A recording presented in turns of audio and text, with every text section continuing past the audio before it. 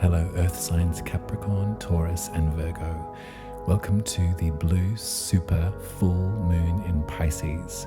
You'll find the timestamps for your rising sign listed below. Hello Capricorn rising, welcome to your horoscope for the super blue full moon in Pisces. This is happening on the 31st of August at 11:37 a.m. if you're in the southern hemisphere with me. Now, we must keep in mind that Mercury is Gatorade. They've done that. They've stationed retrograde the day after Virgo season began. So for the majority of Virgo season, we're going to be experiencing some crossed wires, but also an absolute necessity to go over whatever information we're receiving. If we don't understand it, we can ask, that's fine. And to also make sure that what we're putting out there into the world is clear and concise and spell checked and fact checked and all of that kind of stuff too. So it's almost as if it's not really, like if we can consider this Virgo season as one to be like, right, I'm not actually going to action anything.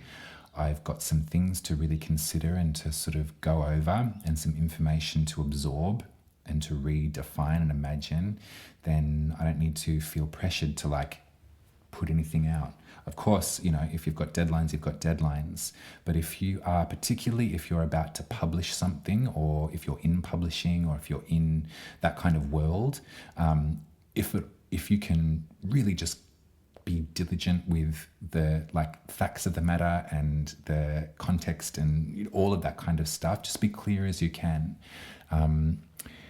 Technical things can F up too, like your computer can spit the dummy, or I had a really hairy experience with my microphone that I'm looking at now and checking that it's recording and all of that kind of thing. I thought that my lovely, beautiful Lyra microphone that I adore, I thought that it was dead. It started skipping. Boring story. It was the software on my computer that needed updating. I didn't update it. I didn't know that. But I thought, oh my God, my microphone's dead. I can't afford to buy another one. My whole thing's gone. How? My voice box is gone. That's Mercury retrograde, and we look to our astrology to give our lives a bit of context, don't we? We can laugh about it in those ways, even though it's flippin' frustrating, and even though we sometimes drag ourselves through that kind of frustration when things aren't clear or when things do F up.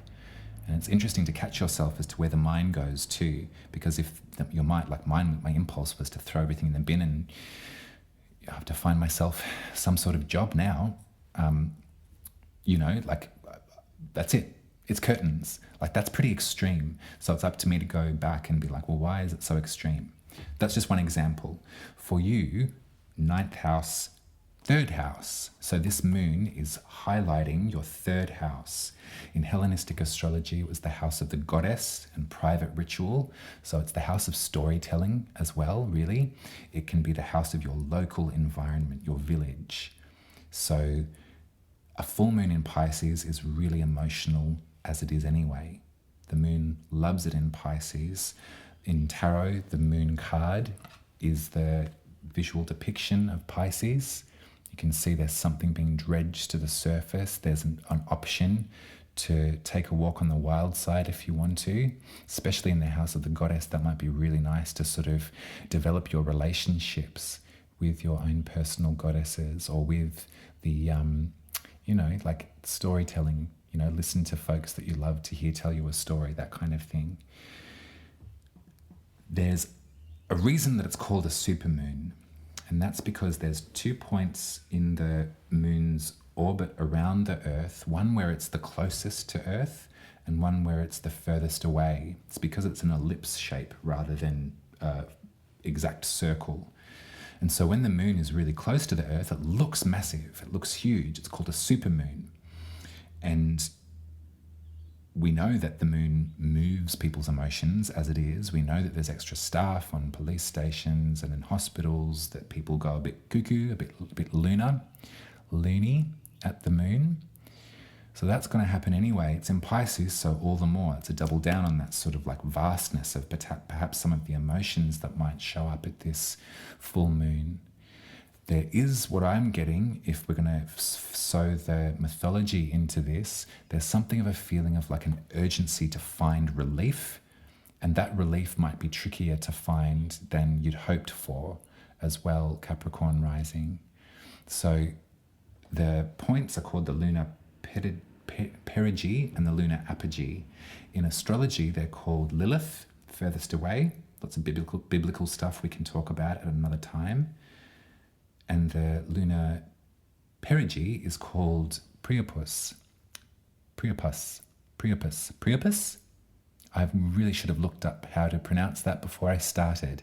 And you're my 10th reading. So anyway, Priapus was the child of Dionysus / Bacchus, who was gifted an endowment of startling size. Look up pictures of Priapus and you'll see what I'm talking about. Pretty funny. You'll probably recognize some of the different images in art and in certain people's home decor.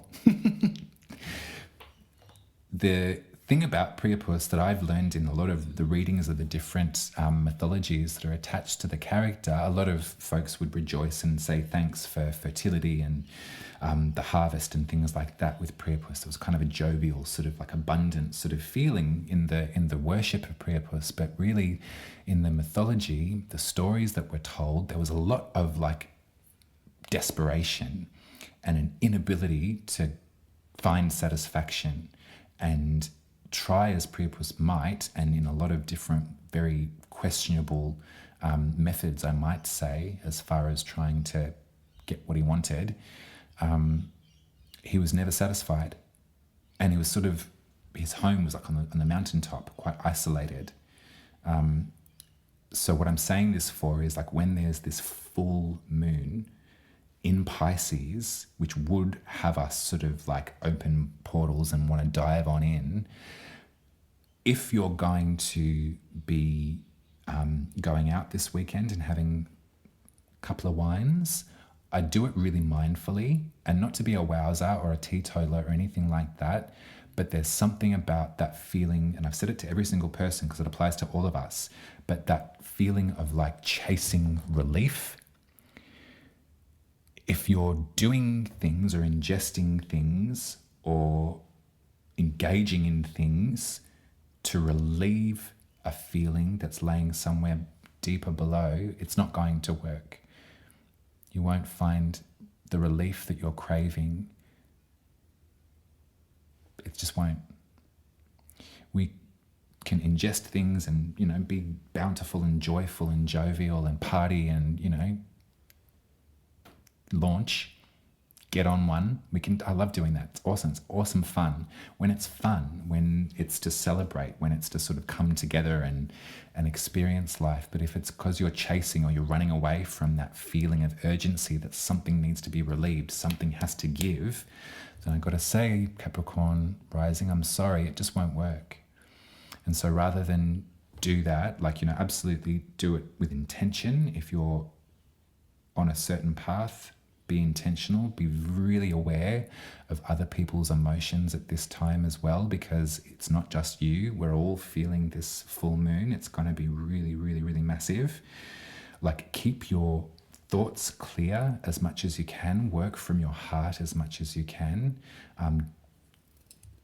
You probably will work from sentimentality, and that's fine. That's really sweet. But don't allow that to be the only. Don't get loaded and then call your ex, or don't do that. It's not going to help you heal, and it's not going to provide you with the relief that you want. You want a relief from this uncomfortable feeling. It's not going to work. So that's just a little bit of advice on how to sort of physically work with this full moon, because it's vast. Spiritually though, it might be a really lovely investigation for you into some of those deeper chambers. I love the third house. It's one of my favorites. The house of the goddess, the house of private ritual, the house of storytelling, the house of femininity, the house of our village. I always get images of the kind of romanticized local village environment, like when, you share, you cooperate in that environment.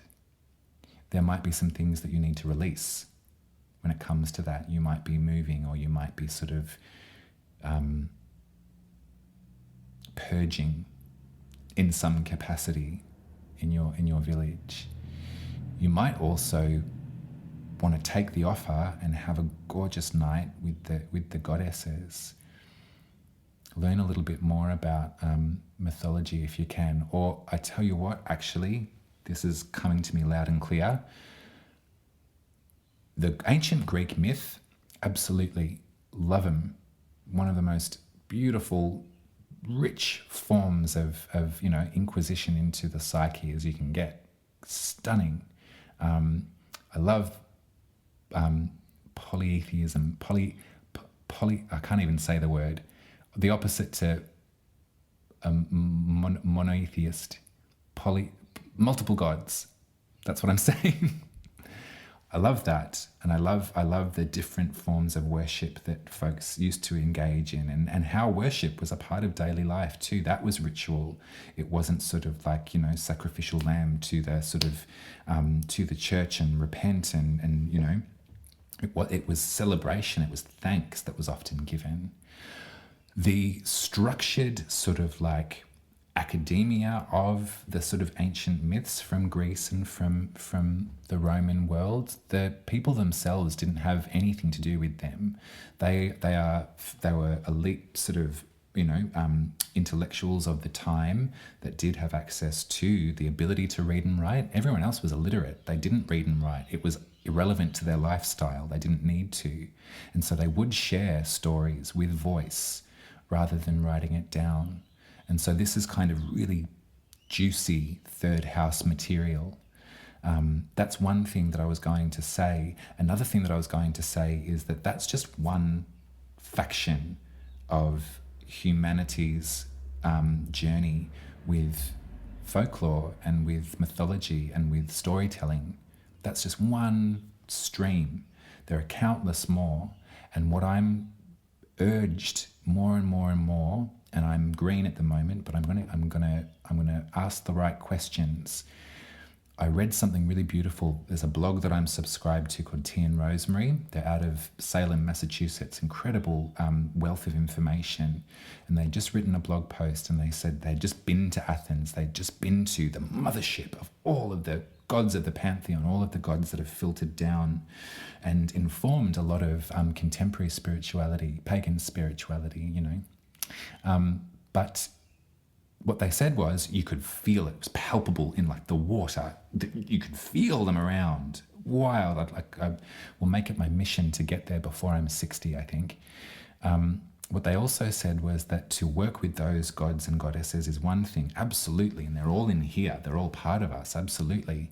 But to work or ask or feel and actually sometimes receive an invitation of welcome from the gods and the mythologies of the land in which you stand on is really important, and probably just as important to do.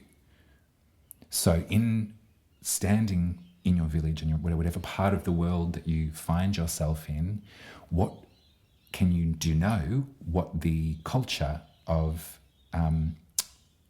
pagan worship or the folklore or I know in this land it's the dream time. These are stories that I need to fill my brain up with, because these are the spirits that we are working with on this part of the land. And so it's important for me to receive those stories, to sit at the feet of someone who's a storyteller in those lands as well. And so that can inform and incorporate the work that I'm involved in too, not just the ancient Greek, of which, gorge, absolutely love, not to discount them in any way, but do you see what I mean? And that's also probably a great description of the difference between the 9th house and of the 3rd house too. You see that sort of like polarity in there. So if you can, and if it's in you, if it's something that you feel like doing, cast your net a little wider as to what folklore, what stories you're being told about the genesis of life, about that the spirits of nature too. All of this stuff has a lot to do with the third house, and this is stuff that actually it's our responsibility, and we're getting there, gently, slowly. But as a culture, we're coming to understand the richness of the lands on which we all stand, and we're far flung in this little community of mine here on the YouTube. But ask the questions. If you don't know, ask. That's a lovely thing to do at a Pisces full moon for you Capricorn rising forevermore, because a Pisces full moon will always be in your third house of the goddess, of the village, of storytelling, rather than academia, rather than literature. So I've run out of sand, and that's all I said. And that's the reading. I hope that was, I didn't even pick up one tarot card. Should I? I'll pick, you know what, I want to get you one. I apologize. But yeah, it's been a bit for me to get to this point, to be able to give these readings. And I won't be a sad sack or anything, but you're not the only one feeling extra specially vulnerable and emotional at this time, Capricorn rising. The Pisces full moon is here to remind us all what we're craving relief from, and the avenues in which we're going about that, and how some of those avenues they're not working, and that's not our fault. That's okay. That's actually a good solution for us to incorporate the Two of Cups. Lovely unity, medicinal healing potential here in a relationship, in sharing a cup, sharing, opening up to someone, being vulnerable, sitting on the opposite side, sitting eye to eye and having a little chat, talking about feelings, talking about how you've been feeling lately.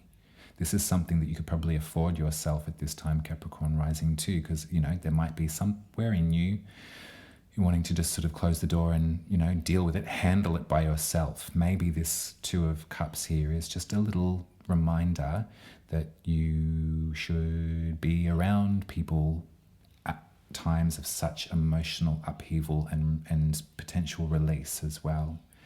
Maybe this full moon in your third house doesn't have to be, you don't have to go it alone, is what this card is telling me. It actually might be lovely. And even if it's just a trifecta, the power of three, if you've got two mates that you can call over and have a little full moon ritual, pop on The Craft, whatever you like to do, whatever movie rings true to you. Also, the other thing that I was going to say that's just come back to me, sorry, I'm scatty, I'm working with it. There's the ancient stories and philosophies of the land, absolutely, and powerful, endless learning for us all. In fact, if that's a life mission, I'm glad that it's part of mine, because I've got no end of material to absorb and to understand and to learn from. Another thing I was going to say is to worship the goddess in the third house is a really contemporary action too that we can do when we put on our favorite playlist. That's what I do, and that's what I've done since I was a squirt. There's a contingent of artists that I turn to when I need to worship, when I need to howl, when I need to celebrate, when I need to fill myself up with the power of music from someone else. And so maybe that could be a nice thing you could incorporate into your healing ritual too, is put on one of your favorite playlists, listen to your girls, as it were, proverbial, it doesn't matter what gender they are. I tend to, I don't know, that's just me. But I've got a playlist a mile long, and yeah, I love the power of the voice of woman, because she sings to me in ways that have moved me since I was a tiny tot. And I'm grateful for that. And I'm grateful for that distinction too. I sometimes catch myself when discussing, binary topics. And I'm catching myself when I catch myself, because sometimes the distinction's really valuable.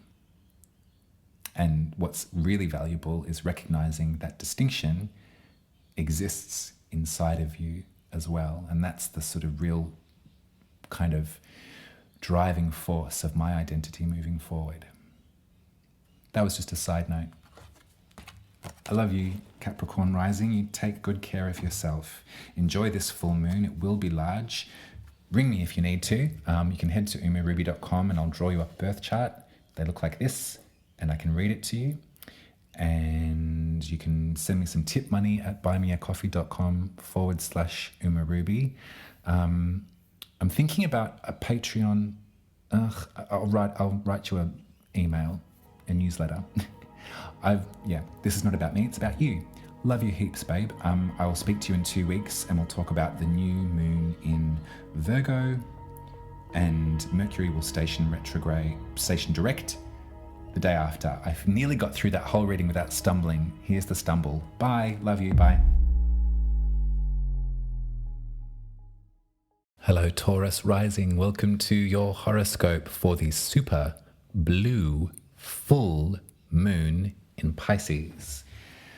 This is happening on the 31st of August at 11:37 a.m. if you're in the southern hemisphere with me, but I do highly recommend that you go out and look at the moon the night before on the 30th, and indeed the night of the 31st too, because it's going to be massive. Literally, it's going to be huge. A supermoon is when the moon is the closest it will get to the Earth in its orbit around the Earth. There are 2 points. One's called the lunar perigee, one's called the lunar apogee. Apogee means it's the furthest away, perigee means it's the closest. And so it's called a supermoon because it's close to the Earth. This is a supermoon in Pisces. So this is going to be highly, I was going to say volatile, but maybe not. Definitely very emotional. There's going to be a lot that is going to dredge itself from the depths to be revealed and to say hello. Maybe stuff that you haven't really kind of thought about for a while, or that you've kind of been keeping on the back burner for a while, that could come up to say hello. There's a real strength in sort of intuitive connection at this full moon as well. So if you've been feeling sort of drawn to someone psychically, there you might just start chatting. You might just find each other. What I'm going to say is that in terms of ingesting, in terms of your libation chosen, be really intentional with it. If you've got plans over this weekend, I would highly recommend staying in, or staying, like just a little tiny group of you and close ones to see this moon through, because you're not the only one going through it. Everyone will be feeling this level of intense emotion at this time. So it might be worth, if you can all afford it, staying in for this weekend and not going out. And if you choose to indulge in, as I said, any form of libation, do it with intent. Don't do it to escape or do it to try and get away from a feeling, because it won't work. The reason I'm saying this is that in astrology, the lunar perigee, the point that the moon is closest to the Earth, is called Priapus. And in the ancient Greek, Priapus was bestowed with an endowment of tremendous size. I'm giggling, but you can look up pictures of Priapus and you'll probably know what I'm talking about, and maybe recognize it in different people's interior design, depending on who they are. I've just got this memory of, have you seen that movie, The Birdcage, with Robin Williams? Very Priapus, their interior design. Anyway, back to what I was saying. The mythology is that Priapus was the child of Dionysus / Bacchus, depending if you're using the Latin or the Greek, and they, again, were presented with a tremendous gift But they were insatiable, and they also had no sense of satisfaction or relief. And oftentimes their burgeoning, growing desire was left unquenched.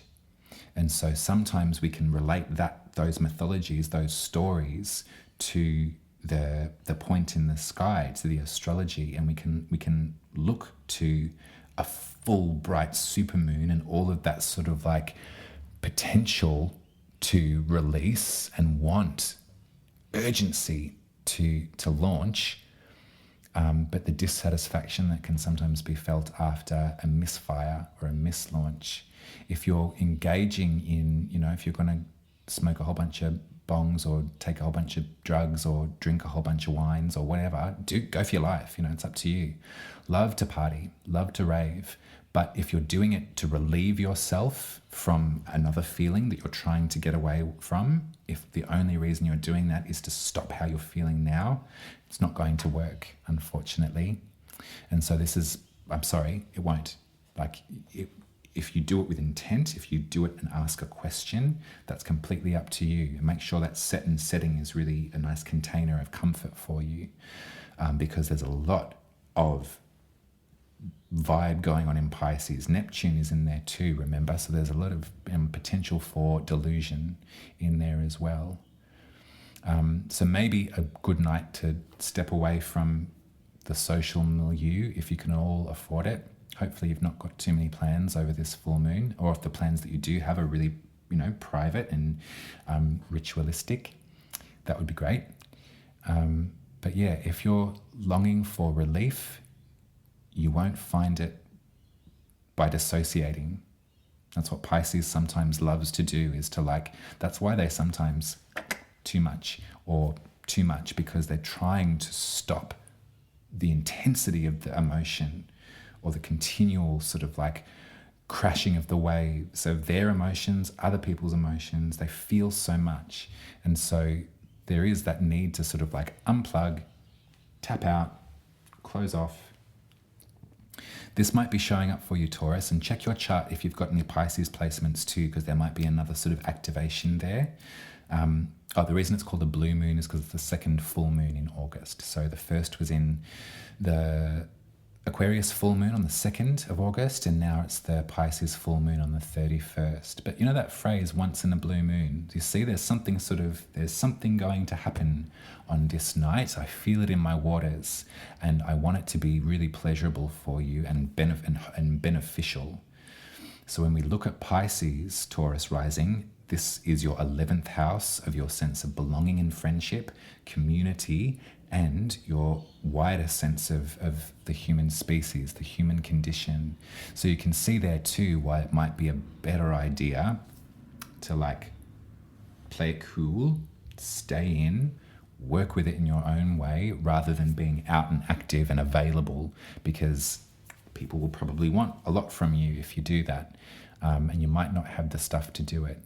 It might be something about a collective response as well. You might be feeling, I know from my experience, I'm queer identifying, I have been shaken to my core about the tragedy of Northern California that happened last week. Obviously, just one story in a milieu of stories around the globe of injustice towards queer people. This was a story that really hit home because it really affected me, and I found it very upsetting that someone would die who was an ally and a mother. I won't go into it, and I don't want to drag you through that too. This might be some of the stuff, the emotional, do you see what I'm getting at now? And you don't have to be queer. It might be something else. There might be another, your sense of belonging, your sense of community. You might be feeling on behalf of the community a lot of weight at present. That would be really natural considering what we're all being dragged through at the moment.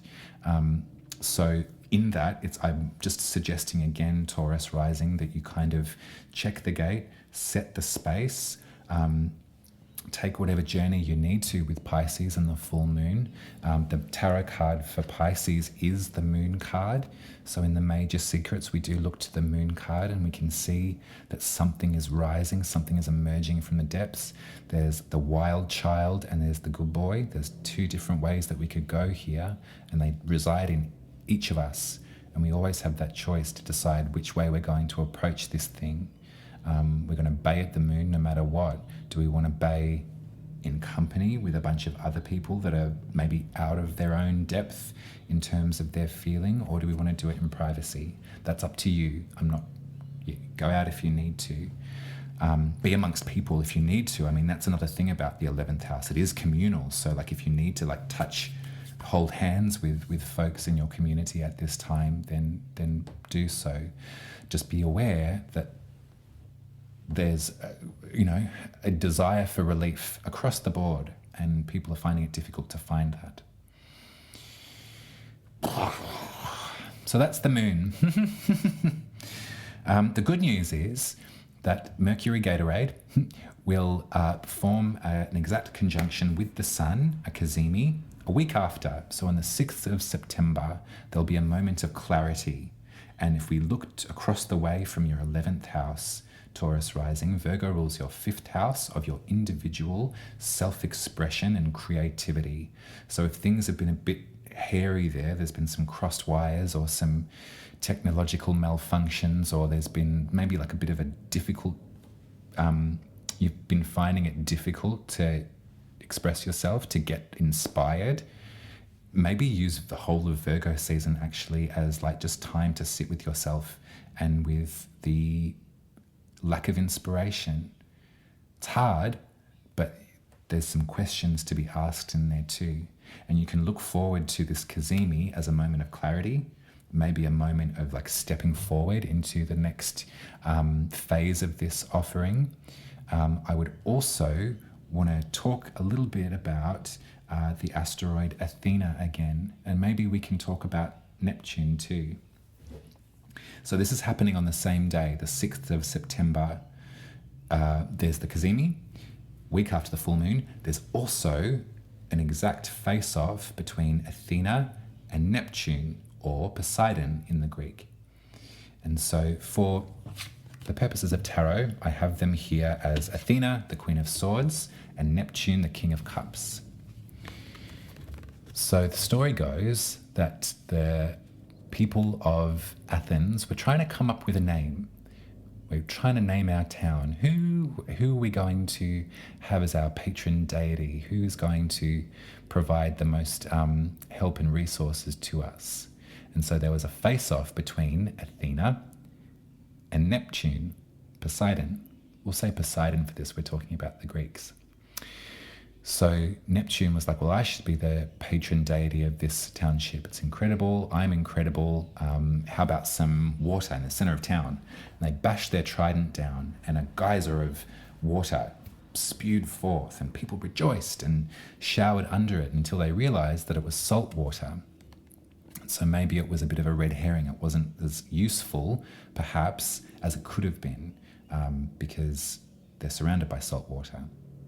So that was Poseidon's stick in the game. Then Athena comes along and plants just a little tiny seed, and she plops it in the earth, but then instantly an olive tree grows.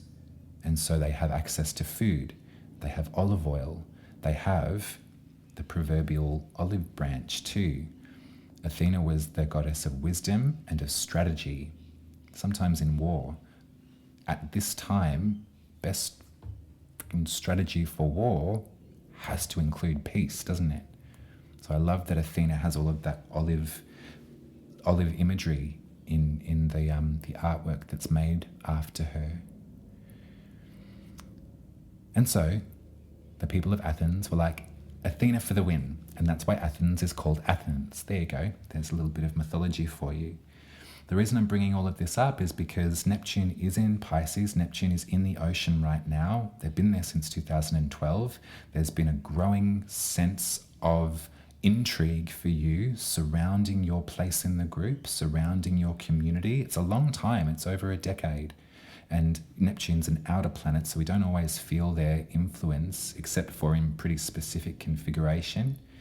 But at this point, a week after this full moon in Pisces, when you've been thinking about your community, you've been thinking about where do I belong, who's in my group, how am I helping, what do I need, is it a little bit to do with magic? Sometimes. Do you understand? Like, it's been a long journey, but like it's been, a decade of refinement for you, Taurus rising. And a week after this full moon in the 11th, Athena has formed an exact opposition with Neptune / Poseidon. And so if we look to you at this time, Taurus rising, if we look to what olive branch you have, or what ingenuity you have, what your little speck of stardust, your little voice box, your little, point of light, how do you express yourself through your creativity? How do you express your love and worship and thanks for life in this world? And how is that aiding your position in the group? I'd use this moment, and I don't want to labor you with it, Taurus rising, because it's a lot of responsibility. You're not responsible solely for the good of humanity. I promise you that. None of us are. Together, each little individual speck of stardust forms a constellation, doesn't it? We're all connected here, and we're all part of something. We each have a part to play, including you. And right now, Athena is giving you this olive branch or this laurel wreath. You've got a crown on your head right now, Taurus rising. So, put it to good use. And maybe you can see some of the sort of red herrings or the saltwater, well-intentioned delusion of your community right now. Maybe folks that you care about are losing themselves a bit under the intensity of Neptune in Pisces, and you can see that they need a hand, or that they've lost their way a little bit, or that they're not intentional with their fucking raving. That could be something as well, really simply.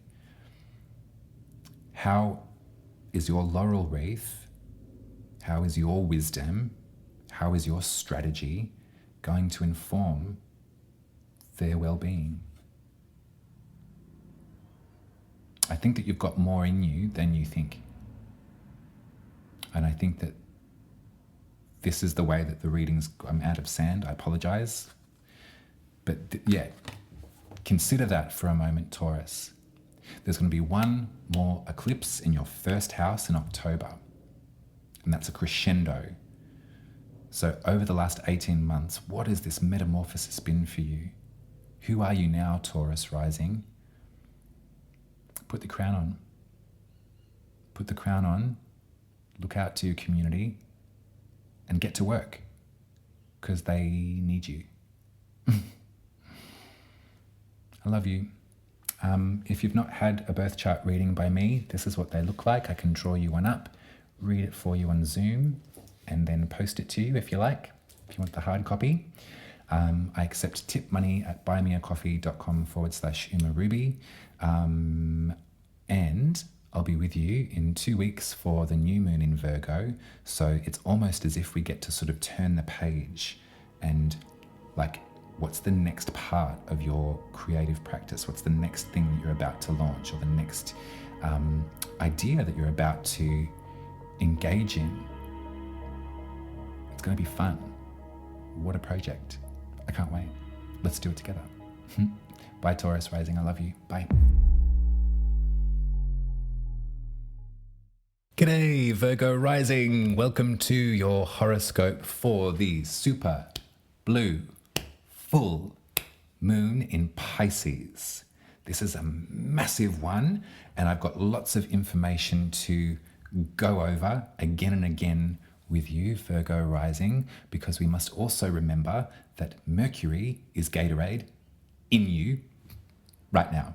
So we entered Virgo season, and then instantaneously Mercury stationed retrograde. So when we think about our communication style, And when we think about how we're relaying information and how that's getting possibly misread or misconstrued at this time, we can look to Mercury and we can take the offer to belt and braces, just go over the ins and outs of what it is that we're saying, how we're saying it, who we're saying it to, if it's being understood, and also if we're understanding the assignment ourselves, if we're getting it or not, because we may find that we're kind of a bit sketchy with the details, or we're up the wrong path and we've got to come back and start again. That's all good. We can move through that. Remember that Mercury does rule your sign on a personality level, so Mercury is a great of beneficial help to you. And so this Virgo season, as we sort of enjoy the time of the year that's all about Virgo, use it to like spell check and refine and go all the things you love to do. Like, no rush. Nothing has to sort of be, doesn't need to be any sort of confrontation. We can chat it out. We can discuss. We can talk about it. Especially because the full blue supermoon is in your 7th house of relationships, of clients, of business associates, of your nearest and dearest loved ones. If the 1st house is the house of the self, the 7th house is the house of the other. And so this full blue supermoon is supercharged with a whole crapload of really intense emotions that are sort of being dredged up from the depths. And for some people, maybe yourself as well, definitely for people that you care about, it might prove to be a lot. And so we've got to sort of like make sure that we've got everything clearly understood and that our offers of help are clearly articulated in a way that's not going to be misread or misheard or misunderstood and lead to something, offensive or otherwise. So the reason it's called a blue moon is because it is the second full moon, second lunation style, there's Mercury, cycle in a month. So there was the 2nd of August was the full moon in Aquarius. Now it's the full moon in Pisces, both in August. That's why it's called a blue moon. So it doesn't happen all the time. So a blue moon is like, that phrase, once in a blue moon. So it straight off the bat feels like a moment of potential. It doesn't occur all the time. There's a great sort of offering of like further clarity here. The reason it's called a supermoon is because it's really close to Earth. So the moon moves around the Earth in like an ellipse, rather than an exact circle. So sometimes it's closer to the planet than others. And those points, the closest point is called the lunar perigee, and the furthest away is called the lunar apogee. In astrology, the lunar apogee is Lilith, dark moon Lilith, which we can talk about another time, which is incredibly interesting. The lunar perigee is called Priapus, or Priapus. Never figured out how to pronounce that. I should have checked it beforehand and I didn't, but we'll continue. In the mythology, Priapus was a child of Dionysus/Bacchus, so the god of wine, and they were born with an incredibly generous endowment. Google pictures of Priapus and you'll understand what I'm talking about. And they were worshipped for things like fertility and, saying gratitude for the harvest and for abundance and those, classic sort of, farmer rituals. In the mythology, a lot of the stories about Priapus, though, there was a real sense of dissatisfaction. There was a sense of sort of searching and longing and frustration and no real results. There's something about relief, which is the word that I've been using for everybody in these readings. This sense of urgency for relief that was just always kind of out of their grasp. And so when we look at this idea, or we take these sorts of themes and then we consider a giant full supermoon, you can see, especially in Pisces, folks might be reaching for the bottle, reaching for the bong. You know, there might be a whole bunch of like rabid urgency to like party and get effed up in order to have another feeling stop. There's something about relief here from an emotion. There's something about kind of, I'm looking at the tarot card for Pisces too, which is the moon card.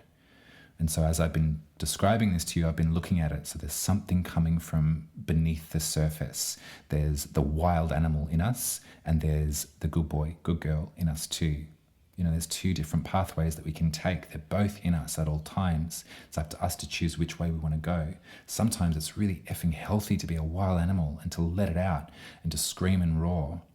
Sometimes it's awesome to rave and to party and to come together and be together and dance and, you know, go on that journey together.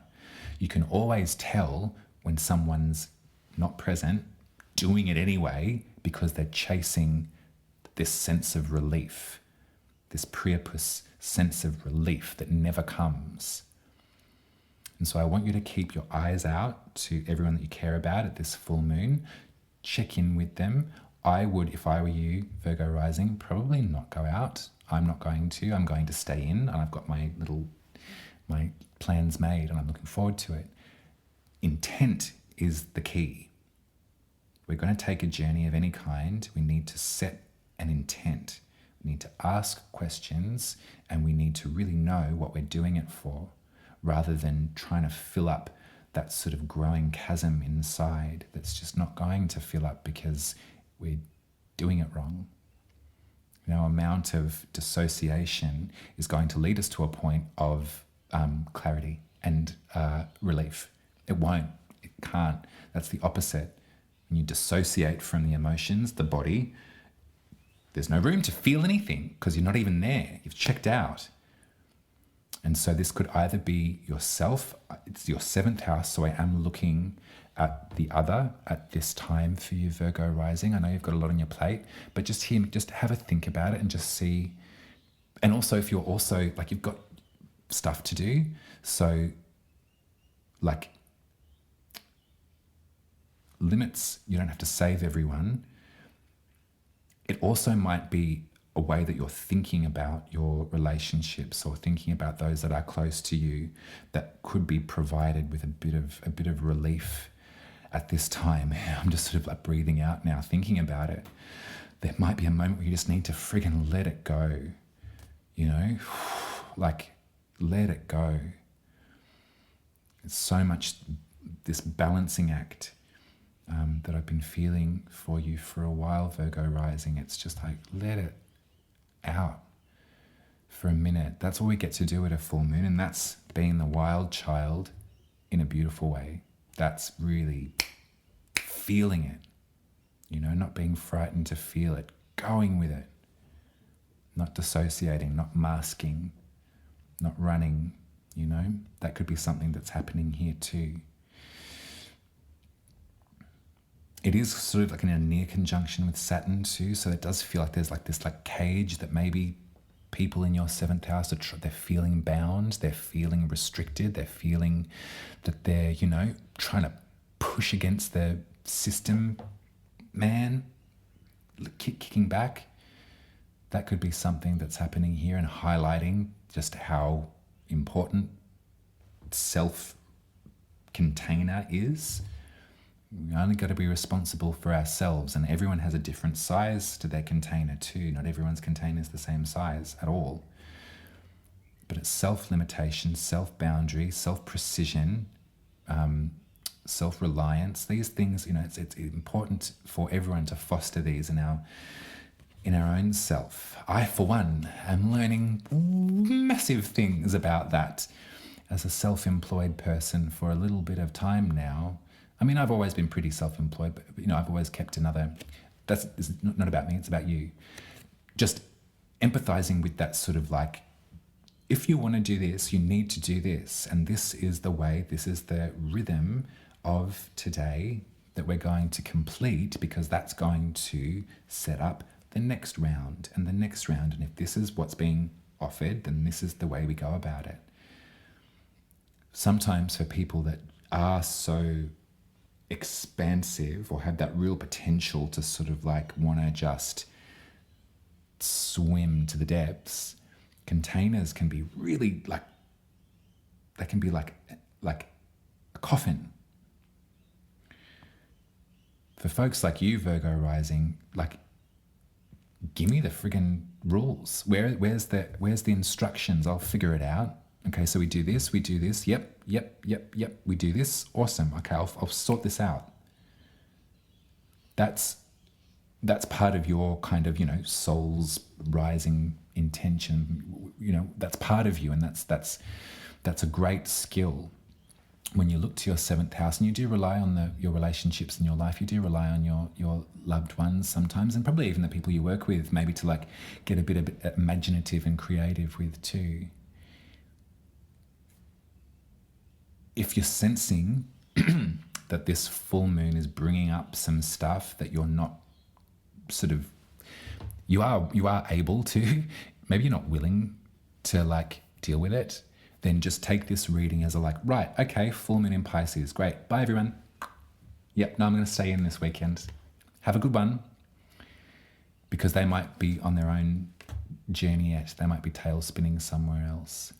If you want to be useful and helpful, then there's a great point a week after this full moon on the 6th of September that could have you providing a bit of an olive branch and some wisdom, handing it over to your seventh house, to folks that you interact with. The asteroid Neptune has been in Pisces since 2012. So there's been this lingering ebb and flow of like inspiration, sometimes delusion, sometimes genius in your seventh house. You can see there's maybe different ways that you're configuring your relationships to have gone through a bit of a sort of metamorphosis. It's a long time, it's over a decade, so but like we don't talk about the outer planets so much unless they hit sort of pretty specific aspect. And a week after this full moon they do. So Neptune will have formed an exact opposition with the asteroid Athena. And so I've told it to everyone, I'm going to tell it to you. Strap yourself in for a little bit of mythology with humour. For the purposes of this talk, we're going to talk about Neptune as the King of Cups, and we're going to talk about Athena as the Queen of Swords. So in the mythology, there was a contest to see who would be the patron deity of Athens, who would be their namesake. And it was between Poseidon, Neptune, and Athena. And so Poseidon, lord of the sea, slammed down their trident. There was a geyser of water that spurt forth from the town square. Major applause, amazing, except that it was salt water. So it was kind of maybe not so useful because there was lots of salt water, the Greek islands, it's everywhere. Athena planted a little tiny seed, and from that seed, an olive tree emerged instantaneously. And so they had food, olive oil, the branch of peace as well, the olive branch of peace. Athena was the goddess of wisdom and of strategy in war. And I like to think that the end game of any war game is peace. And there's a lot of olive, like laurels and olive branch imagery around Athena too. So